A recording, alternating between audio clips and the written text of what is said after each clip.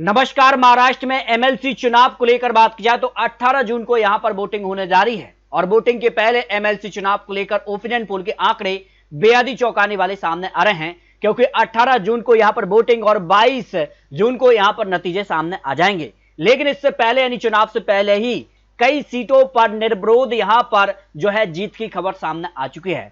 सत्तारूढ़ महायुति यानी एनडीए अगर बात की जाए तो पुणे, वर्धा और अगर बात की जाए तो यवतमाल, रायगढ़, अहिल्यानगर सहित कई यहां पर सीटों पर यानी 6 सीटों पर भारतीय जनता पार्टी ने निर्विरोध यहां पर जीत हासिल कर ली है, जो एमएलसी चुनाव को लेकर बड़ी खबर सामने आ रही है।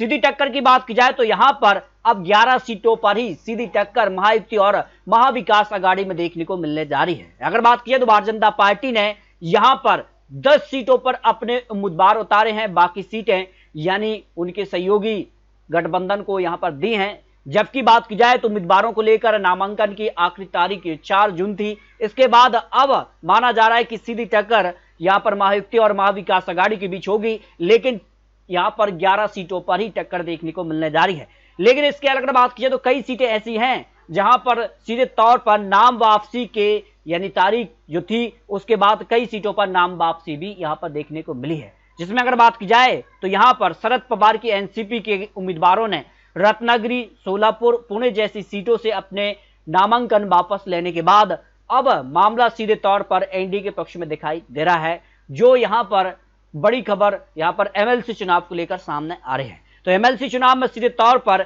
एनडीए का पलड़ा यहां पर भारी नजर आ रहा है। कई सीटों पर नाम वापसी और कई सीटों पर निर्विरोध यहां पर जीत की खबर यहां पर एमएलसी चुनाव महाराष्ट्र को लेकर सामने आ रही है। लेकिन बाकी जो सीटें बची हुई इनको लेकर बहुत जल्द आपको ओपिनियन पोल के आंकड़े दिखाने जा रहे हैं। आखिर किस सीट पर किसका पलड़ा यहां पर आंकड़ों के हिसाब से भारी नजर आ रहा है,